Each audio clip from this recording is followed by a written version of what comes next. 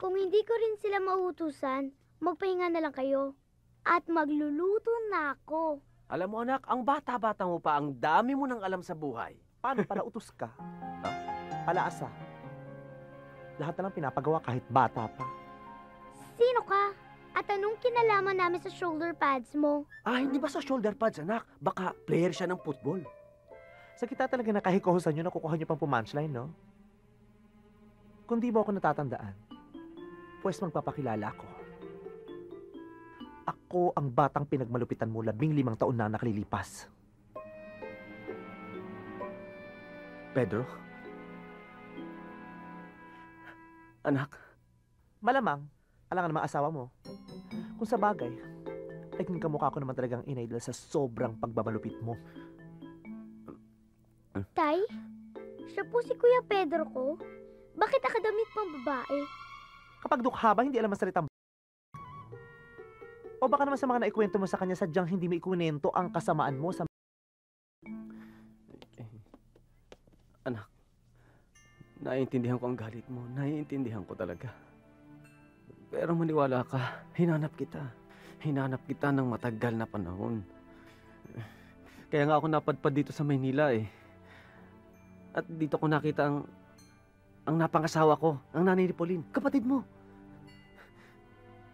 Kuya, huwag ka na mag-emote dyan. Nakakawala ka ng ganda eh. Bati-bati na lang para masaya. May katabilan ka, no? Magpasalamat ka, mahina na tong ama mo. Dahil kung hindi, malamang pinutol niya ng dila mo sa sobrang kadaldalan mo. Yun nga eh, nagbago na ang tatay. Kaya sana mapatawad mo na siya. Tawad? Sa palengke na lang ginagawa ang tawad.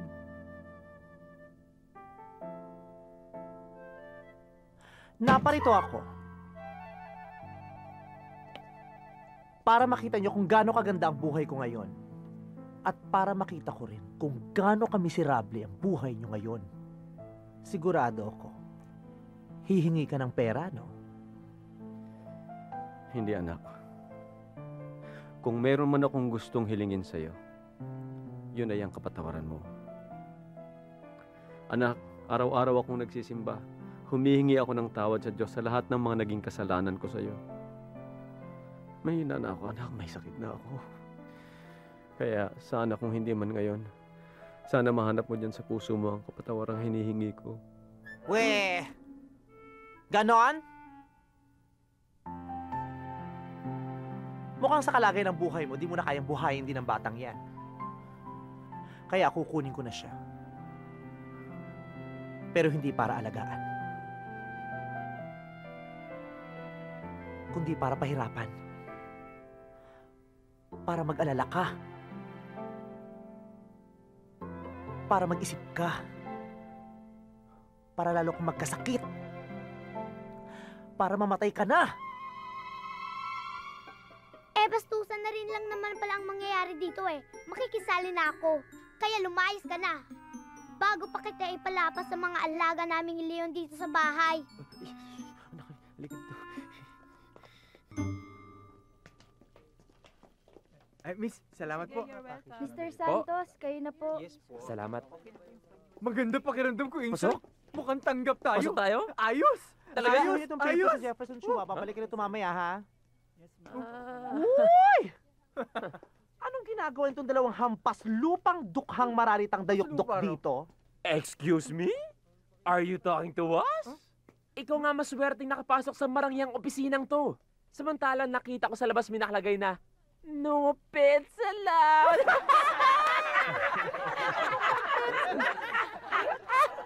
Sino ba kasi nagpapasok sa inyo dito? Ikaw nga dapat tinatanong namin yan eh. Dahil ang pagbumukha mo, dapat sa kwadra. Dahil mukha kang... Kabayo! Tigidig, tigidig, tigidig. Kaya pala nag-a-apply na niya mag-abroad kasi naghihirap na. Dina, sabihin mo kasi sa dalawang na to kung ba't ako nandito. Siya po kasi may-ari ng Solid Liquid Airlines. Huh? Kung saan kayo nag-a-apply. Tara, una na tayo. Uy! Teka, hindi pa tayo tapos. Nag-a-apply kayo, di ba? Gusto niyo magkatrabaho? Bakit? Kasi wala nang makain? Bakit? Kasi wala nang sumasakay sa bulok niyong kalesa. Guard! Sir? Sa susunod, pag singbaho ng kabayo katulad ditong dalawang to, huwag mong papapasukin. Yes, sir. Mga patay gutom na walang makain-kain pero saksakan ng yabang. Uwi! Tara na, sir. Baka masipa pa kayo. Uwi! Uwi! Kasi may problema eh. Abuloy! Stoy, kung wala tayong pera, animal ko. Ngayon, Hindi. hindi may problema. Di ba? Hindi na problema. Ano problema? Kasi ugali naming mga Chinese, Ah, kapag may namatay, kailangan may umiyak. ano ba? Oo. Ay, wala akong kamag-anak yung kaibigan mong namatay. Wala, yun nga problema. Kasi ang bala ko sana, Oh. upahan kayo para umiyak. Ha? Uupahan mo kami para umiyak sa patay. Nung kaibigan mo. Peter, alam kong alam mo na kung ano-anong klaseng hanap buhay ang pinapasukan namin. Subalit. Tulungan mo naman ako, Oscar. Lahat nagtataasan na eh. Ako lang hindi tumataas. Kayo ba, nasubukan nyo ng magpabinyag? Oo, 3 beses pa ga eh. Wala rin nangyari. 3? Buti may natira pa. Alam mo, hindi ako pakakasalan nito hanggang hindi ako matangkad. Talagang hindi kita pakakasalan hanggat hindi mo ako napapantayan. Tandaan mo yan.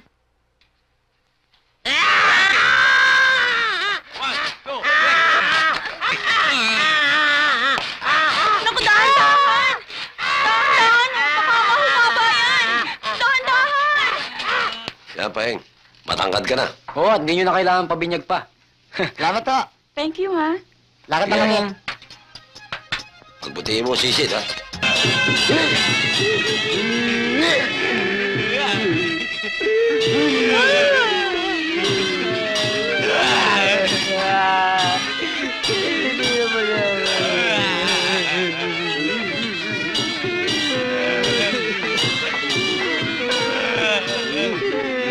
Oscar, hindi na patay natin.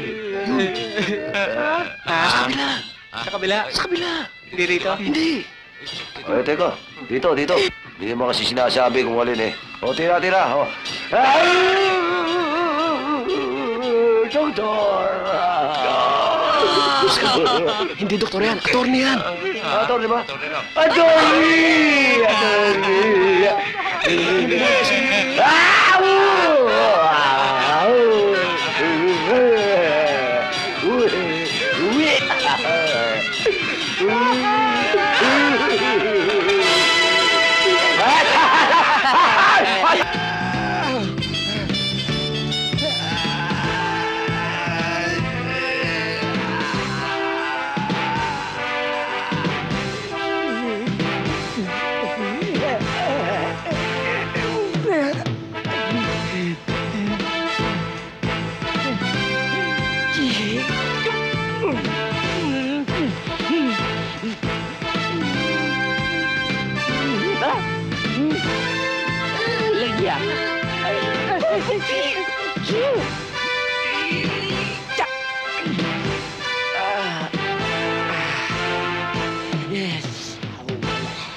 Ngayon, gusto ko namang subukan ang talas ng inyong mga mata at bilis ng kamay pagdating sa barel.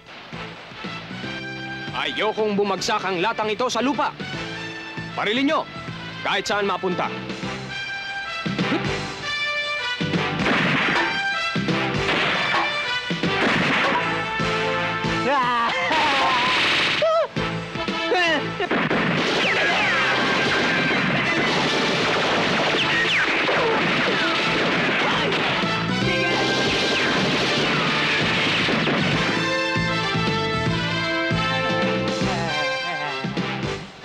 Ang pag-aaralan naman natin ngayon ay Kung Fu!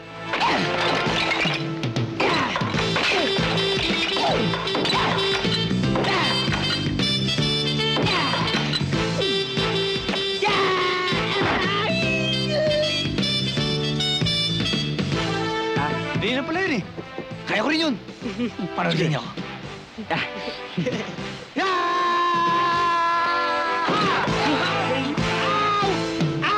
Si Pretty Boy ay matinik sa babae. Oh? Kaya't kailangang matuto ka ng art of kissing. Kissing? Halik? Madali lang yan. Sige, pakita mo. Sandali, hindi ako. Hindi ako. Sino? Kukuha tayo ng chick. O, ayan na. Sige, pakita mo sa akin. Madali yan.